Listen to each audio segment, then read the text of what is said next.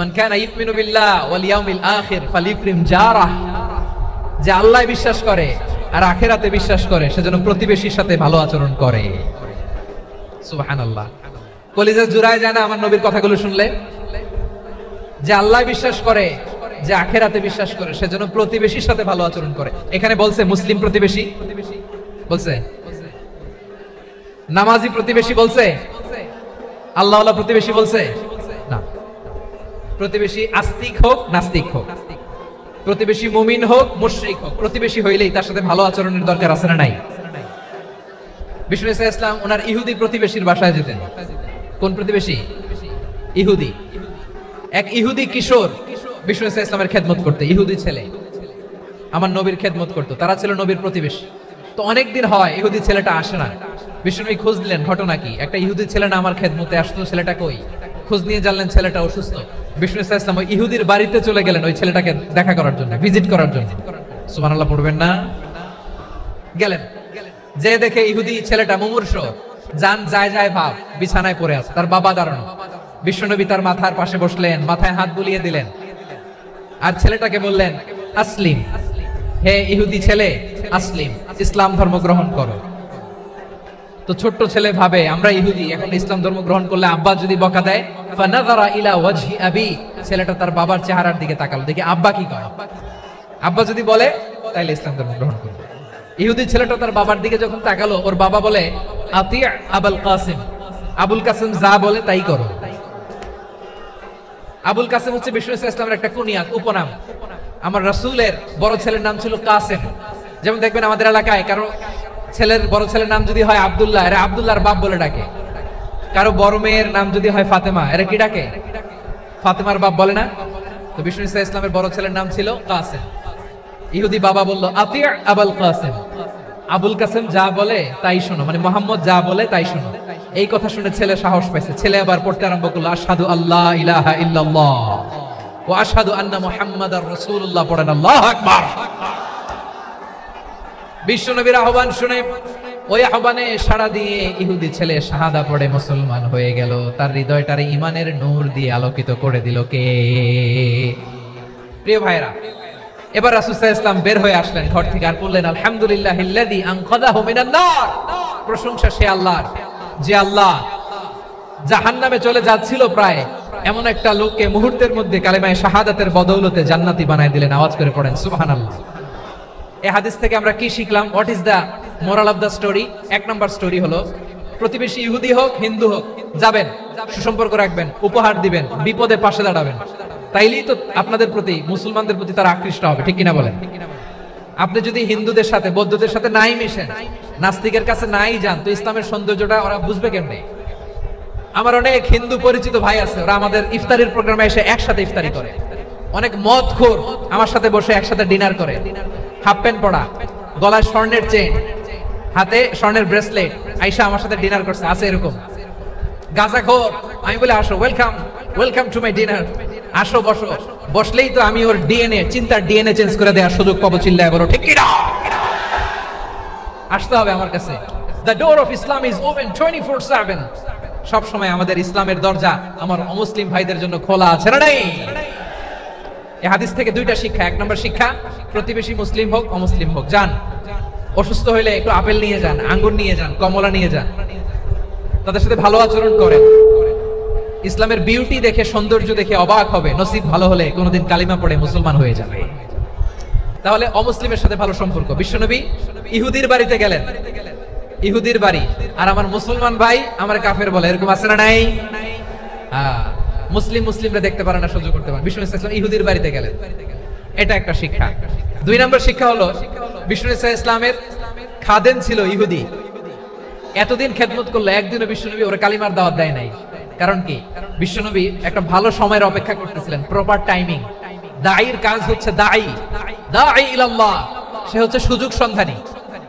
দাঈ সুযোগ খোঁজে, কখন দাওয়া দিলে ব্যাটে বলে হবে, ঝোপ বুঝে কোপ মারে, ঠিক কিনা বলেন? বিষ্ণু ইসলাম ভালো সময়ের অপেক্ষা করতেছিলেন, দেখি ভালো সময় আসুক আসুক আসুক আসুক। আস্তে আস্তে এমন সময় আসছে, ছেলে এবার মুমূর্ষ। অসুস্থ ব্যক্তির হৃদয় অত্যন্ত নরম থাকে। হসপিটালে যখন কেউ যায় তার হৃদয়টা বড্ড নরম থাকে, মৃত্যুর ভয়ে তার অন্তরটা নরম থাকে, ঠিক কিনা বলেন? এই প্রপার টাইমিং এর অপেক্ষা করতেছিলেন। যখনই টাইমিং পেয়েছেন দাওয়াত দিলেন, পড়ো লা ইলাহা ইল্লাল্লাহ, সুবহানাল্লাহ পড়েন সবাই। তাহলে ইসলাম অমুসলিম প্রতিবেশীর সাথে ভালো আচরণ করতে বলে। ইসলাম অমুসলিম মাতা পিতার সাথেও ভালো আচরণ করতে বলে। মাতা পিতা যদি অমুসলিম হয় তারা ফেলে দিতে পারবেন? অনেক হিন্দু ছেলে আমাদের হাতে শাহাদা পড়ে মুসলিম হয়, কিন্তু ওর মা মুসলমান হয় নাই, বাবাও হয় নাই, এরকম আছে না নাই? তো ও হয়েছে মুসলিম, মা বাপ হিন্দু, এখন মা বাপ কি বাদ? হ্যাঁ, মা বাপ বাদ দেয়া যাবে? যেই মা আপনার 9 মাস 8 মাস পেটে ধারণ করলো, আপনার মায়ের নার ছেঁড়া ধন, আপনি ওই মারে বাদ দিতে পারবেন? যে মায়ের বুকের তাজা দুধ খেয়ে আপনি আজকে বাড়ন্ত তাজা তরতাজা, ওই মারে বাদ দেয়া যাবে?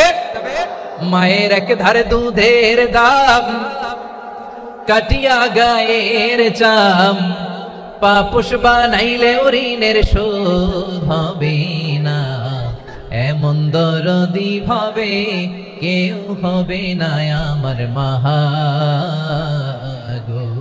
মায়ের এক ধারে দুধের দাম, কাটিয়া গায়ের চাম, পাপুষ বানাইলে ঋণের শোধ হবে না, এমন দরদি ভাবে কেউ হবে না আমার মাহা গো। মাকে তো বাদ দেওয়া যায় না। وقضى ربك ألا تعبدوا إلا إياه وبالوالدين إحسانا। আল্লাহ বলে অবধারিত দুইটা ভার্ডিক্ট তোমাদের জন্য, এক আল্লাহর ইবাদত করবা আর মা বাবার প্রতি ইহসান করবা। আদেশটা কার? মা বাবার প্রতি ইহসান করতে হবে।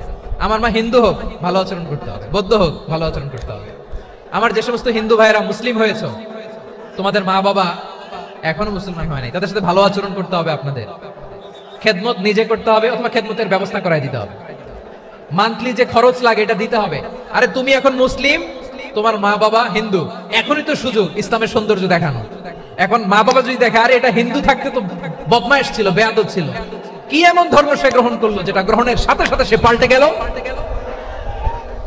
নসিব ভালো হইলে তারাও কালিমা পড়ে মুসলমান হয়ে যাবে। বিষ্ণু ইসলামের স্ত্রীর নাম ছিল আয়েশা রাদিয়াল্লাহু তাআলা আনহা, আবু বকর রাদিয়াল্লাহু তাআলা আনহুর মেয়ে। আবু বকর রাদিয়াল্লাহু তাআলা আনহুর আরেক মেয়ের নাম হচ্ছে আসমা। দুজনই আবু বকর রাদিয়াল্লাহু তাআলা আনহুর মেয়ে। আসমা আর আয়েশা দুজন বোন, এক মায়ের নাম, বাবা এক মা দুইজন। আয়েশা রাদিয়াল্লাহু তাআলা আনহার মায়ের নাম উম্মে রুমান, আর আসমা রাদিয়াল্লাহু তাআলা আনহার মায়ের নাম কুতাইলা বিনতে আব্দুল উজ্জা। আবু বকর রাদিয়াল্লাহু তাআলা আনহু 4টা বিয়ে করেছিলেন। একই ঘটনা ঘটেছে এই ফ্যামিলিতে। আসমা ইসলাম ধর্ম গ্রহণ করে মুসলিমা, কিন্তু তার মা কুতাইলা মুশরিকা। তার মানে মেয়ে মুসলিম, মা অমুসলিম। ভেজাল আছে না নাই? কিন্তু কুতাইলা আর ধৈর্য ধারণ করতে পারে না। নার ছেঁড়া ধন, কলিজার টুকরা ধন, কলিজার টুকরা সন্তান আসমারে দেখতে বড্ড মন চায়। সাইয়েদনা আসমা রাদিয়াল্লাহু তাআলা আনহা মক্কা থেকে হিজরত করে মদিনায় চলে গেলেন হুদাইবিয়ার পর। যখন মক্কা মদিনার ট্রাফিক স্বাভাবিক হলো, মক্কার লোক মদিনায় যায়, মদিনার লোক মক্কায় আসে। কুতাইলা কলিজার টুকরা সন্তান আসমারে দেখার জন্য কিছু উপহার নিয়ে বিশাল মরু পথ পাড়ি দিয়ে মক্কা থেকে মদিনায় যায়। সুবহানাল্লাহ বলেন। এখন মা আসছে মেয়ের সাথে দেখা করতে, মেয়ে তো আর দেখা দেয় না। মেয়ে ভাবছে আমার মা তো মুশরিকা, অপবিত্রা, তার সাথে কি দেখা দেয়া যাবে? বিশ্বনবীর দরবারে চলে গেলেন। কি সৌভাগ্যবান ছিল তারা, মাসলা জানার দরকার হলেই নবীর দরবারে চলে যেত। ঘরে বউয়ের সাথে ঝগড়া হলে নবীর দরবারে চলে যেত। অনেক সাহাবী বলে আমার পেটে ক্ষুধা লাগলো আমি নবীর কাছে চলে যেতাম, কারণ নবীর চেহারার দিকে তাকালেই আমার পেটের ক্ষুধা মিটে যেত। সাইয়েদনা আসমা রাদিয়াল্লাহু তাআলা আনহা বিশ্বনবীর কাছে চলে গেলেন, যে বললেন ইয়া রাসূলুল্লাহ ইয়া হাবিবাল্লাহ ইন্না উম্মি কাদিমাতুন ইলাইয়া ওয়া হিয়া রাগিবা। আমার মা মক্কা থেকে অনেক দূর মরুর পথ পাড়ি দিয়ে উপহার সামগ্রী নিয়ে মদিনায় আমার সাথে দেখা করতে এসেছে গো নবী। আমার জানতে বড্ড ইচ্ছে হয় আমি আমার মুশরিকা দেখা করতে পারবো কিনা। আফা আসিলুহা, আগে যেমনি আমি আমার মায়ের সাথে ভালো আচরণ করতাম, যেমনি আমি আমার মায়ের সাথে সদাচরণ করতাম গো নবী, এখন আমি মুসলিমা, মা মুশরিকা, এখনো কি আগের মতো সদাচরণ করতে পারবো নাকি? বিশ্বনবী বললেন নাম সিলিহা, হ্যাঁ রে আসমা, অবশ্যই অবশ্যই, আগে ঠিক যেমন তুমি তোমার মায়ের সাথে ভালো আচরণ করতে, এখনো তেমনি আগের মতো ভালো আচরণ করবা। কি ইসলাম আমরা পেয়েছি! কত ব্রড মাইন্ডেড আমাদের ইসলাম, কত ওপেন মাইন্ডেড। ইসলাম কত ওপেন আপ করতে পারে, চিন্তা করতে পারেন? বিষ্ণু বললেন হ্যাঁ অবশ্যই, নাম সুলিহা, আগে যেমনি ভালো আচরণ করছো আসমা, এখন ওইরকমই করো, পারলে আরো বাড়াই করো। তাহলে আমার যে হিন্দু ভাইয়েরা, হিন্দু বোনেরা, ইমানের দৌলতে আপনি ধন্য হয়েছেন, আপনার আম্মা আব্বা এখনো মুসলমান হয় নাই, তাদের জন্য দোয়া করেন আল্লাহ যেন তাদেরকেও ইমানের দৌলত দান করে। এখন বলেন ইসলাম কি ন্যারো মাইন্ডেড রিলিজিয়ান না ব্রড মাইন্ডেড? কতটা ব্রড মাইন্ডেড দেখেন। বিশ্ব নবী সাল্লাল্লাহু আলাইহি সাল্লাম অমুসলিমরা যদি নবীকে উপহার দিত, ওই উপহারও বিশ্ব নবী গ্রহণ করতেন, সুবহানাল্লাহ পড়েন। আপনার অমুসলিম বন্ধু যদি উপহার দেয় সেটাও আপনি নিতে পারবেন, যেটা নেওয়া যায়। কিন্তু আপনার বন্ধু যদি আপনার মদের বোতল দেয়, নিতে পারবেন না? হালাল যে কোনো জিনিস নিতে পারবেন। বিশ্বনবী সাল্লাল্লাহু আলাইহি ওয়াসাল্লাম অমুসলিমদের দেয়া হাদিয়া গ্রহণ করতেন। কেমন নবী ছিলেন? আমার নবীরে চিনে নেন, আমার নবীর অ্যাটিটিউড জেনে নেন। বিশ্বনবী সাল্লাল্লাহু আলাইহি ওয়াসাল্লাম যখন কোন জনপদে যেতেন, তিনটা অপশন নিয়ে যেতেন। এক নাম্বার অপশন আসলিম তাসলাম। নতুন এলাকায় গেলে বলতেন আসলিম তাসলাম, ইসলাম ধর্ম গ্রহণ করো, শান্তিতে থাকবা, আমার ভাই হয়ে যাবা, আমরা ভাই ভাই। ইসলাম মানো, আমরা ভাই ভাই। যদি বলে না ইসলাম মানবো না, ওকে, অপশন নাম্বার 2, মুসলিম হওয়ার দরকার নাই, লা ইকরাহা ফিদ্দিন, ইসলামে কোনো বাড়াবাড়ি নাই। খ্রিস্টান আছো থাকো, বৌদ্ধ আছো থাকো, ইহুদি থাকতে চাও থাকো, কিন্তু আমরা যেহেতু রিজিওনাল সুপার পাওয়ার, আমাদের আন্ডারে থাকো, ট্যাক্স দিয়া থাকো, এটার বলে জিজিয়া। আলেম যারা আছেন বুঝবেন এটার আরবিতে কি বলে, জিজিয়া। You pay us the tax, we will give you the security. তোমরা ট্যাক্স দিবা, আমরা সিকিউরিটি দিব, আমাদের আওতায় থাকবা, কেউ তোমাদেরকে আক্রমণ করতে পারবে না, আমরা নিরাপত্তা দিব। সুবহানাল্লাহ বলেন। ট্যাক্স দাও, আমরা সিকিউরিটি দিব না, এটাও মানি না। বিষ্ণু বলেন তাহলে তলোয়ার আমাদের আর তোমাদের মাঝে ফয়সালা করবে। মুসলিমও হবে না, ট্যাক্স দিবা, নিরাপত্তা দিব, আমাদের, আমরা সুপার পাওয়ার, আমাদের আন্ডারে থাকবে, এটাও না। তাহলে তোমাদেরকে তো আমরা বিশ্বাস করতে পারি না, কখন না কখন বিশ্বাসঘাতকতা করো, কার সাথে মিলে হাত মিলাও, তলোয়ার আমাদের মাঝে ফয়সালা করবে। তখন তিনি জিহাদের সশস্ত্র সংগ্রামের ঘোষণা দিতেন। সুবহানাল্লাহ পড়েন। দেখেন পশ্চিমারা জিহাদকে এইভাবে চিত্রায়িত করে না, ওরা জিহাদ বলতে বোঝায় তলোয়ার, হাত কাটো, গলা কাটো না। জিহাদ সশস্ত্র সংগ্রাম 3 নম্বরে। অধিকাংশ ক্ষেত্রেই বিশ্বনবীর সুন্দর আচরণ দেখে, আরে আমার নবীর যে নুরানি চেহারা, অনেকে তো কেবল সির্ফ চেহারাটা দেখে কালিমা পড়ে মুসলমান হয়ে গিয়েছে। যারা মুসলিম হয় নাই তারা তাদের ইসলামী বলবৎ ছিল, ট্যাক্স দিয়ে ইসলামের আন্ডারে ছিল। যারা এটাও মানে নাই ওইটাও মানে নাই, তাদের বিরুদ্ধে জিহাদ। বিষ্ণু ইসলাম 7ম হিজরিতে যখন খায়বার বিজয়ের পরে ইসলাম রিজিওনাল সুপার পাওয়ার হিসেবে আত্মপ্রকাশ করলো, বিশ্বনবী চিঠি লিখলেন অন্যান্য সুপার পাওয়ারের কাছে, রাষ্ট্রীয় চিঠি। রাষ্ট্রীয় চিঠি লেখে এক রাষ্ট্রপ্রধান আরেক রাষ্ট্রপ্রধানের কাছে। এই যে 24-এর ছাত্র নাগরিক অভ্যুত্থানে, এই অভ্যুত্থান যখন শুরু হয়, আমি তখন সাউথ আফ্রিকাতে, একটা স্ট্যাটাস দিয়েছিলাম, কোটা নয় গোটা দেশ সংস্কার করা লাগবে। আমাদের ইউনাইটেড আরব আমিরাতের বাংলাদেশি ভাইরা তারা সেখানে রাস্তায় নেমে এসেছিল, জানেন? ওইখানে ডেমনস্ট্রেশন করা যায় না, সেখানকার সরকার তাদেরকে যাবজ্জীবন দিয়েছিল। তখন আমাদের এই যে প্রধান উপদেষ্টা ডক্টর মোহাম্মদ ইউনূস সরাসরি G2G বলে, এটারে G2G, government to government, G2G, উনি চিঠি লিখলেন যে তাদেরকে, ইউর হাইনেস, হে সম্মানিত আমির, আপনি আমার এই চিঠির কারণে আমার সম্মানে এই 53 জন বাংলাদেশিকে মাফ করে দেন। এই চিঠির বদৌলতে বেকসুর খালাস পেয়ে গিয়েছিল আমাদের ভাইরা, জানেন না এই ঘটনা আপনারা? তাহলে গভর্নমেন্ট টু গভর্নমেন্ট চিঠি দেওয়া হয়। 7ম হিজরিতে বিষ্ণু ইসলাম সব সুপার পাওয়ারের কাছে চিঠি দিলেন, রোমান সম্রাটের কাছে, পারস্য অধিপতির কাছে, মিশরের অধিপতির কাছে, সবার কাছে চিঠি লিখলেন। চিঠির ভাষা ছিল এরকম, মিন মুহাম্মাদিন রাসূলিল্লাহ ইলা মুকাওকিস আযীমিল কিবত, মুহাম্মদ রাসূলুল্লাহর পক্ষ থেকে মিশরের বাদশার কাছে, আসলিম তাসলাম, ইসলাম মানো, শান্তিতে থাকবা, সালামুন আলা মান ইত্তাবাআল হুদা, শান্তি তার জন্য যে হেদায়েতের অনুসরণ করে। সুবহানাল্লাহ পড়েন। তো এই চিঠি অনেকে ভালোভাবে রিসিভ করেছে, অনেকে এই চিঠি পাওয়ার পরে নবীর কাছে আবার ইন রিটার্ন উপহার পাঠিয়েছে। মিশরের বাদশা মুকাওকিস তিনি বিশ্বনবীকে বিশাল এক উপহারের ডালি পাঠিয়েছেন। মিশরের বাদশা মুকাওকিস ছিলেন ধর্মে খ্রিস্টান। কি উপহার দিয়েছিল আমার নবীকে? 1000 স্বর্ণ। 2টা খ্রিস্টান দাসী, একজনের নাম মারিয়া বিনতে শামউন আল কিবতিয়া, আরেকজনের নাম সিরিন বিনতে শামউন আল কিবতিয়া। একজন খ্রিস্টান দাস 20 থান কাপড় জামা বানানোর জন্য, আমরা নবী যেন সেলাই করে জামা বানাতে পারে এজন্য 20 থান কাপড়। এরপরে একটা গাধা যেটার নাম ছিল উফাইর, আর একটা খচ্চর, এটার নাম ছিল দুলদুল। খচ্চর চিনেন? গাধা আর ঘোড়ার ক্রসিং এ যে প্রাণীটা দুনিয়াতে আসে এটার খচ্চর বলে। তো এই যে সুপার পাওয়ার, খ্রিস্টান বাদশার কাছে নবী চিঠি লিখলেন, ওই খ্রিস্টান বাদশা আমার নবীকে উপহার দিল, বিশ্বনবী এই উপহারগুলো সানন্দে গ্রহণ করেছেন। তাহলে অমুসলিম কেউ যদি আপনাকে উপহার দেয়, হালাল উপহার হলে আপনি গ্রহণ করতে পারবেন। অনুরূপভাবে পারস্যের বাদশা, রোম সম্রাট বিশ্বনবীকে উপহার পাঠিয়েছেন, আমার নবী সবগুলো উপহার গিফট গ্রহণ করেছেন। আম্মাজান আয়েশার কাছে মাসালা জানতে চায় মেয়েরা, হে আম্মাজান, অগ্নি উপাসকেরা তাদের ঈদের দিন নওরোজের সময় আমাদেরকে পাখি দেয়, নেওয়া যাবে? উনি বললেন, ওরা জবাই করে দিলে নেওয়া যাবে না, কিন্তু ওরা যদি ফলমূল এরকম খাবার দেয় এগুলো নেওয়া যাবে। তার মানে অমুসলিমদের দেয়া উপহার এটা গ্রহণ করা যায়। শুধু তাই নয়, বিষ্ণু ইসলাম অমুসলিমদের সাথে আর্থিক লেনদেনও করেছেন, ফিনান্সিয়াল ডিলিং করেছেন। অমুসলিমদের সাথে প্রয়োজনে আপনি ফিনান্সিয়াল ডিলিং করতে পারবেন। আমরা প্রায় দেখি বাজারের মিষ্টির দোকানগুলো আমার হিন্দু ভাইদের, তারপরে যে বারবার শপ, চুল কাটে যে নাপিত, অধিকাংশ নাপিতের দোকানে কারা? আমার হিন্দু ভাইরা। আপনি চুল কাটতে পারবেন কিনা? পারবেন। তার দোকান থেকে দই মিষ্টি কিনতে পারবেন কিনা? হ্যাঁ, আমার মুসলিম ভাইয়ের দোকান থাকলে ওইটারে আমি বেশি প্রায়োরিটি দিব, ঠিক কিনা?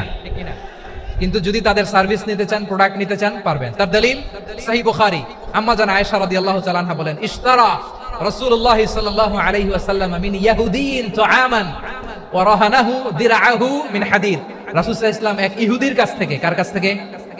আমার নবী, পেয়ারা নবী এক ইহুদির কাছ থেকে জব কিনেছিল, জব, বার্লি, যেটা দিয়ে রুটি বানায়। ওই জবের দাম দেওয়ার টাকা পয়সা নবীর কাছে ছিল না, ফলে নবী ওনার একটা পোশাককে মর্গেজ রেখেছিলেন, মর্গেজ, বন্ধক, যে এখন এটার দাম দিতে পারবো না, কয়েক কেজি বার্লি নিয়ে যাই আর বন্ধক হিসেবে আমার জামাটা রেখে গেলাম, যেদিন দাম দিব ওই দিন জামাটা ছুটাই নিয়ে যাবো। দিরআহু মিন হাদিদ, লোহার তৈরি বর্ম, মানে যুদ্ধের পোশাক, লোহা দিয়ে বানানো। বিষ্ণুনবী বললেন, কয়েক কেজি জব দাও, টাকাটা পরে দিব, এখন টাকা নাই, বন্ধক হিসেবে, মর্গেজ হিসেবে আমার জামা রেখে গেলাম, যখন টাকা দিব জামা ছুটাই নিব। এ থেকে বোঝা গেল অমুসলিমদের সাথে ফিনান্সিয়াল ডিলিং করা যায়, অর্থনৈতিক লেনদেন করা যায়, কেনা বেচা করা যায়, প্রোডাক্ট কেনা যায়। এমনকি আমাদের মসজিদে নববীতে বারান্দায় আপনারা একটা অটোমেটিক ফ্লাইং আমব্রেলা দেখছেন? সূর্য যখন বাড়ে মসজিদে নববীর বারান্দায় ইয়ার্ডের মধ্যে অটোমেটিক্যালি কিছু আমব্রেলা আছে, সাঁ করে খুলে যায়, আর সূর্যের তাপ লাগে না। আবার সন্ধ্যাবেলায় এই আমব্রেলা গুলো ওরা ক্লোজ করে ফেলে, দেখছেন? এই মসজিদে নববীকে সর্বোচ্চ উন্নত মানের কনস্ট্রাকশন ইনফ্রাস্ট্রাকচার ডেভেলপ করার জন্য কর্তৃপক্ষ কিছু অমুসলিম ইঞ্জিনিয়ারের, ডিজাইনারের সহায়তা নিয়েছিল। সুবহানাল্লাহ বলেন। কোন দলিলের ভিত্তিতে? এই দলিলের ভিত্তিতে যে বিষ্ণু ইসলাম অমুসলিমদের সাথেও লেনদেন করেছেন। আওয়াজ করে বলতে হবে আল্লাহু আকবার। শুধু তাই নয়, ইন কেস অফ ইমার্জেন্সি, প্রয়োজনে ইসলামের খাতিরে, ইসলামকে সামনের দিকে এগিয়ে নিয়ে যাওয়ার জন্য অমুসলিমদের সাপোর্ট নেওয়া জায়েজ আছে। সুবহানাল্লাহ বলেন। অমুসলিমদের সাপোর্ট নেয়া, তাদের থেকে অর্থ নেয়া, পলিটিক্যাল সাপোর্ট, পলিটিক্যাল অ্যাসাইলাম নেওয়া জায়েজ আছে। আমাদের অনেক বিশ্ববরেণ্য দায়ীরা আমেরিকায় অস্থায়ীভাবে অ্যাসাইলাম নিয়ে থাকে, নিজের দেশে গেলে ফাঁসিতে ঝুলাই দিবে। যুগ যুগ ধরে দায়ীদের উপর এরকম অত্যাচার আর নির্যাতন আছে না নাই? মিশরের অনেক দায়ীরা পাশ্চাত্যে যেয়ে থাকে, এই যে তারা পলিটিক্যাল অ্যাসাইলাম নিয়ে থাকে, রাজনৈতিক আশ্রয়, এটা জায়েজ আছে না? এটা যে জায়েজ আছে তার প্রমাণ স্বয়ং বিশ্বনবী সাল্লাল্লাহু আলাইহি ওয়াসাল্লাম পলিটিক্যাল সাপোর্ট নিয়েছিলেন অমুসলিমদের কাছ থেকে। আমার ভাইরা, বিশ্বনবীর বয়স তখন প্রায় 51 বছর। কত বছর? বিশ্বনবীর সবচেয়ে কাছের মানুষ খাদিজা রাদিয়াল্লাহু তাআলা আনহা ইন্তেকাল করেছেন। বিশ্বনবী বড্ড কষ্ট পেলেন, হৃদয়টা ভেঙে খান খান। যিনি ঘরের ভেতরে বিশ্বনবীকে সান্ত্বনা দিতেন, ভালোবাসা দিতেন, বাইরে গেলে কুরাইশরা বকাঝকা করে, অত্যাচার করে, কিন্তু আম্মা জান খাদিজা রাদিয়াল্লাহু তাআলা আনহা ঘরটারে এমন শান্তির নীড় বানায় রেখেছেন, এই ঘরের ভিতরে ঢুকলে বিশ্বনবীর কলিজাটা ঠান্ডা হয়ে যেত। এজন্য রব্বুল আলামিন বলেন, খাদিজা, ও আমার বান্দি খাদিজা, জান্নাতে এমন স্পেশাল একটা ঘর আমি তোমার জন্য রেডি করে রেখেছি। ওই ঘরের মধ্যে কোনো আওয়াজ নাই, ওই ঘরের মধ্যে কোনো নয়েজ নাই, ওই ঘরে কোনো বিশৃঙ্খলা নাই। কারণ মক্কার জমিনে আমার নবী কুরাইশদের বিশৃঙ্খলা, নয়েজ আর ঝামেলাগুলোকে উপেক্ষা করে যখন তোমার ঘরের ভিতরে ঢুকতো, ঘরটারে তুমি শান্তির নীড়, ঠান্ডা, নীরব, নিস্তব্ধ, নিঝুম আর শান্তির নীড় বানিয়ে রেখেছো। এজন্য জান্নাতে স্পেশাল একটা শান্তির নীড় আমি তোমারে উপহার দেব। ওই প্রিয়তমা স্ত্রী খাদিজা ইন্তেকাল করলেন, বিশ্বনবী হৃদয় ভেঙে খান খান। আবার ওনার চাচা আবু তালেব ইন্তেকাল করলেন, যিনি পলিটিক্যাল শেল্টার দিতেন নবীকে। আবু তালেবের ভয়ে, বিশ্বনবীর এই চাচার ভয়ে কোন মুশরিক নবীর গায়ে হাত দেওয়ার সাহস পায় নাই। এখন স্ত্রীও নাই, চাচাও নাই, নবীকে আশ্রয় দেওয়ার কেউ নাই, নবীর চারদিকে অন্ধকার। নবী এখন কই যাবেন? আমার পেয়ারা নবী নতুন স্টেশন খুঁজতেছেন, নতুন দাওয়াতি প্ল্যাটফর্ম খুঁজতেছেন। তিনি যায়েদ বিন হারেসা রাদিয়াল্লাহু তাআলা আনহুকে নিয়ে মক্কার পাশের একটা নেইবরিং সিটি তায়েফে চলে গেলেন দিনের দাওয়াত দেওয়ার জন্য। নাকি জমি কিনতে গেছিলেন?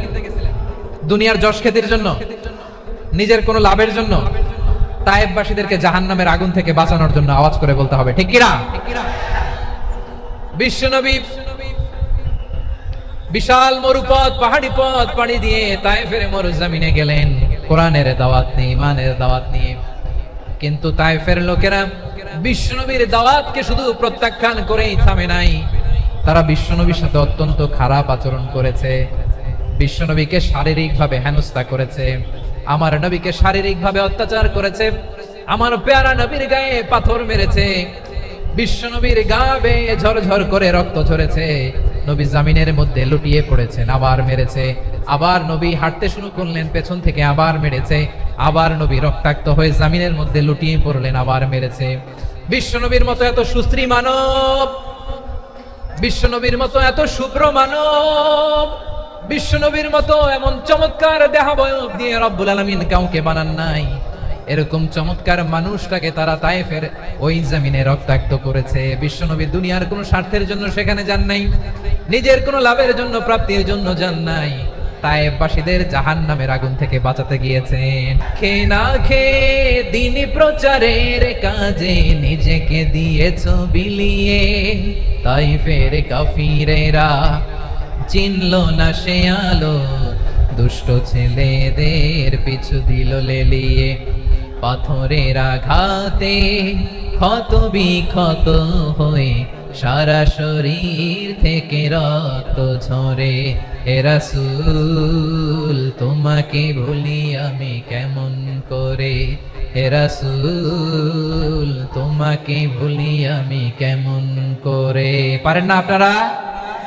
ধরুন আমার সাথে। হাজার ব্যথা বেদনার পরে ফিরে আসনি তুমি আপন ঘরে, দিনের আলো তুমি ছড়িয়ে দিতে চলে গেলে মদিনায় মক্কা ছেড়ে।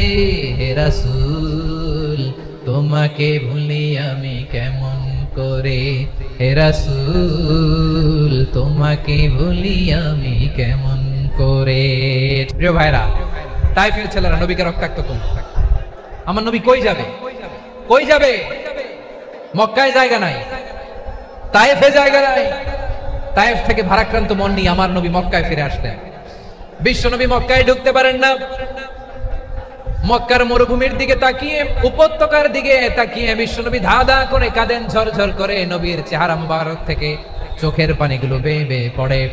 আমার জন্মস্থান, আমার শৈশব, কৈশোর, যৌবন কেটেছে এই মক্কায়, আমার এলাকায় আমি ঢুকতে পারি না। বিশ্বনবী মক্কার অনতি দূরে দাঁড়িয়ে যায়েদকে পাঠালেন, যায়েদ যাও দেখো কেউ আমাকে সাপোর্ট করার মতো আছে কিনা, যাও অমুকের কাছে যাও। যায়েদ গেলেন, তারাও প্রত্যাখ্যান করে ফিরিয়ে দেয়। বিশ্বনবী বললেন যাও অমুক লোকের কাছে যাও, তিনিও প্রত্যাখ্যান করে ফিরিয়ে দিলেন। কেউ বিশ্বনবীকে আশ্রয় দিতে রাজি হয় না। নিজ জন্মভূমিতে বিতাড়িত বিশ্বনবী, সর্বশেষ বিশ্বনবী বললেন যাও মুতঈম ইবনে আদির ঘরে যাও।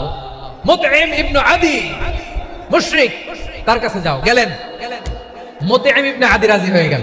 দেখেন অনেক বিপদের সময়ও আমি নিজে সাক্ষী, সামাজিক ভাবে, রাজনৈতিক ভাবে কত ঝঞ্ঝা, কত ষড়যন্ত্র, কত কনস্পাইরেসি পারি দিয়ে আমাদেরকে সামনে এগিয়ে যেতে হয়। এই শত্রুদের ভেতরেও একজনকে দাঁড় করিয়ে দেয় যে আল্লাহর কোরআনের জন্য রেডি হয়ে যায়। করেন সুবহানাল্লাহ। মুতঈম ইবনে আদি, আল্লাহ তার মনকে নরম করে দিলেন। মুতঈম বলে মুহাম্মদ আমি তোমাকে আশ্রয় দিব। তার দুই ছেলেকে পাঠালেন, যাও খোলা তলোয়ার নিয়ে, স্কট দিয়ে, গার্ড অফ অনার দিয়ে মুহাম্মদকে মক্কায় ঢুকাও আর বলো আমি আমান দেব। আমান কি দিব? আমান মানে সিকিউরিটি, নিরাপত্তা। সিকিউরিটি ছাড়া, আমান দেওয়া ছাড়া কেউ থাকতে পারতো না মক্কায়। দুই ছেলে বিষ্ণু ঈসা ইসলামকে নিয়ে আসলো। নবী কাবার চারদিকে তাওয়াফ করলেন, নামাজ পড়লেন। আবু জাহেল, উতবা, শাইবা, ওয়ালিদ ইবনে মুগীরা সবাই দেখে, কেউ কিছু করতে পারে না। কারণ মুতঈম ইবনে আদি ঘোষণা দিয়েছেন আমি মুহাম্মদকে আমান দিয়েছি, মুহাম্মাদের গায়ে যেন কেউ স্পর্শ না করে। আওয়াজ করে পড়েন সুবহানাল্লাহ। নবীর এই বিপদ কালে মুহূর্তে মুতঈমের হৃদয়টারে নরম করে দিল কে? এই মুতঈম কি মুসলিম ছিল না মুশরিক? তাহলে মুশরিকের কাছ থেকে নবী পলিটিক্যাল অ্যাসাইলাম, আধুনিক রাষ্ট্রবিজ্ঞানের ভাষায় পলিটিক্যাল অ্যাসাইলাম, যেটাকে বলে রাজনৈতিক আশ্রয়, ওনার আমান বা নিরাপত্তার এই ঘোষণায় তিনি মক্কায় ঢুকলেন। যতদিন নিরাপত্তা ছিলেন। মুতঈম যখন মারা গেল, বিষ্ণু ইসলাম হিজরত করে মদিনায় চলে গেলেন। সুবহানাল্লাহ। কিন্তু মুতঈম যে বিশ্বনবীর উপকার করছে এটা বিশ্বনবী ভুলে নাই। আমাদের অনেকে আছে উপকার করার পরে আর খেয়াল থাকে না, এরকম আছে না নাই? আমার নবী ভুলে নাই। বদরের প্রান্তরে 70 জন কাফেরকে যখন বন্দী করে বিশ্বনবীর সামনে হাঁটু গেড়ে দাঁড় করানো হলো, বসানো হলো, 70 জন কাফের। কয়জন? বিশ্বনবী তাদের দিকে তাকিয়ে বললেন, সহিহ বুখারীর বর্ণনা, লাউ কানাল মুতঈম ইবনে আদি হাইয়ান সুম্মা কাল্লামানি হাউলা ইন্নাতনা লা তারাকতুহুম লাহু। বদরের প্রান্তরে 70 জন বন্দী কাফিরের দিকে তাকিয়ে আমার নবী বললেন, আজকে মুতঈম ইবনে আদি যদি বেঁচে থাকতো আর তোমাদের 70 জনের ব্যাপারে যদি মুতঈম এক বাক্যে একটা সুপারিশ করত, তার সম্মানে আজকে তোদের সবাইকে আমি মাফ করে দিতাম। বিশ্বনবী মুতঈমের এই সাহায্যের কথা বলে নাই। 70 জন মুশরিক হাঁটু গেড়ে বসা, নবী চাইলে এখনই এক্সিকিউশন অর্ডার দিতে পারে। তিনি বললেন, আজকে যদি মুতঈম বেঁচে থাকতো আর মুতঈম যদি তোদের জন্য সুপারিশ করতে, এই আবর্জনাগুলোর ব্যাপারে সুপারিশ করতে, আমি মুহূর্তেই তোদেরকে এমনি মাফ করে দিতাম। শুধু তাই নয়, যাকে যে সম্মান দেয়ার আমার নবী দিতেন, হোক আস্তিক হোক নাস্তিক, হোক মুসলিম হোক অমুসলিম। রোমান সম্রাটের কাছে বিশ্বনবী যখন চিঠি লিখলেন মিন মুহাম্মদ রাসূলুল্লাহ ইলা হিরাকলা আযীমির রোম, মুহাম্মদের পক্ষ থেকে হিরাক্লিয়াসের কাছে, যিনি হচ্ছেন আযীমির রোম। এটা নবী নিজ থেকে বানায় লিখছেন, অতিরিক্ত সম্মান দিয়ে। পুরো রাষ্ট্রপ্রধান যখন আসে তাদেরকে আমরা কি বলি জানেন? তার নামের শেষে HE এটা লিখতে হয়, H.E. মানে হিজ এক্সেলেন্সি। কি লেখে? হিজ এক্সেলেন্সি অথবা ইউর হাইনেস, ইউর ম্যাজেস্টি। দেখেন, বিশ্বনবী সাল্লাল্লাহু আলাইহি ওয়াসাল্লাম সব নবীদেরও নবী।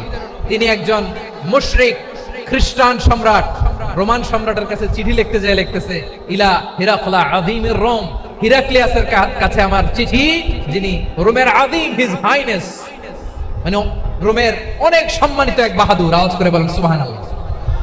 তার মানে যাকে যে সম্মান দেয়ার এটা বিশ্বনবী দিতেন। এমনকি যে ইহুদিরা ভালো ছিল, এই ইহুদিদেরও প্রশংসা করেছেন বিশ্বনবী মুহাম্মদুর রাসূলুল্লাহ সাল্লাল্লাহু আলাইহি ওয়াসাল্লাম। এক ইহুদির প্রশংসা করেছেন বিশ্বনবী। ইহুদির কার? আমি তো আমার ভাইয়ের প্রশংসা করি না, আমি তো এক আলেম আরেক আলেমরে স্পেস দেই না, আমি তো এক দায়ী আরেক দায়ীর সাথে বসতে চাই না। আমার নবী ইহুদির প্রশংসা করে। কার প্রশংসা?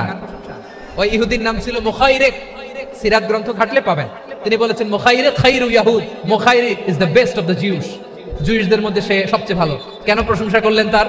এর কারণ মদিনা চার্টারে কথা ছিল সব ধর্মের মুসলিম মুশরিক ইহুদিরা মিলে মদিনাকে রক্ষা করবে।